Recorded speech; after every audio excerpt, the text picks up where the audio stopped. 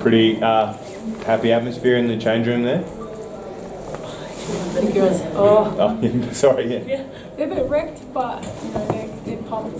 They probably give them a couple of minutes and then get excited again. So yeah.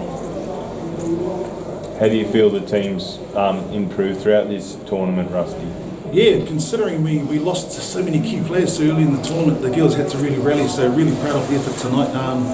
It wasn't a pretty win, but we're very grateful for it. I'm telling you, it's so good to end the campaign with a win for our girls, and great for their morale and our morale going forward and towards Paris in 2025. And I think that a lot of girls are inspired to be better and to come back a lot fitter, a lot stronger, and a lot smarter.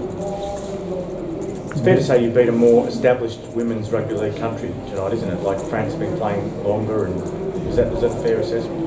Oh, yeah, I think that's a fair assessment, but that's something that we need to keep working on. It was really good. Ellie and I went to London the other day, and we really got to talk with the Kiwi management and the Samoans in particular, and they all agree that we need to have more internationals on a more regular basis.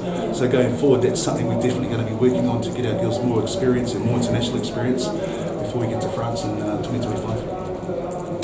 Just for the both players, how did you enjoy this World Cup experience? How will you look back on this last week and a half?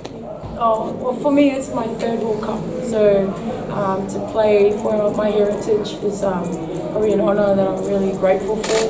To come back into the international scene, so it's been an awesome experience to learn the culture, the language, and then bring it all out on the field with our footy. So yeah, it's been awesome for me. Well, this is my first World Cup, so it's very new to me being on the world stage with so many talented players like Cap over here.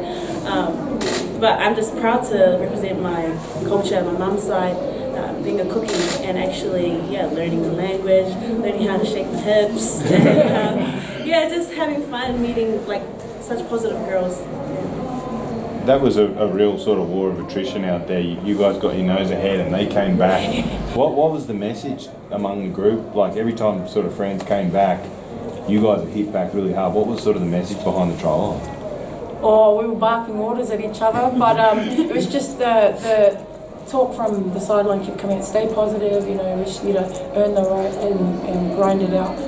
And obviously, give them the respect too, because they're an established country with their footy. So yeah, we just need to stay positive and do our basics, stick to our basics and our game plan. How do you balance the girls on the island with the ones who live overseas? Like, is it hard to measure their abilities when they don't play each other? You know what I mean? Absolutely, mate. That's the hardest thing for us, the logistics of trying to coordinate between the Cook Islands, New Zealand and Australia, because we've got huge expat communities of the Cook Islands in both New Zealand and Australia. On the island itself, there's Cook Islands is only like just under 20,000, if that, and then between Australia and New Zealand there's 80,000 expats. So trying to coordinate and just get trials, get transparency, and all the rest of it, it's a massive logistical nightmare, just slightly. But we're meeting early in the new year to start looking at how we can do things better. We've already had discussions within our management group and our board about how we can do things going better. But it'd be cool if we get someone like your Prime Minister to sponsor us. That'd be fantastic. We hear he's a multi-millionaire, but we really need some financial support. And going forward, that's what we need to try and get to try and get our girls together more often. Women's rugby league on the island is very new, isn't it? Like 2 years, something like that. Is that right? Yeah, and it's really a big effort to beat the France. girls have really started it themselves as well. There's a really cool rugby league committee. One of them's here with us, young Peggy as well, and they do an amazing job organising themselves and they made a really great local competition with 4 teams. But they're looking to grow that as well.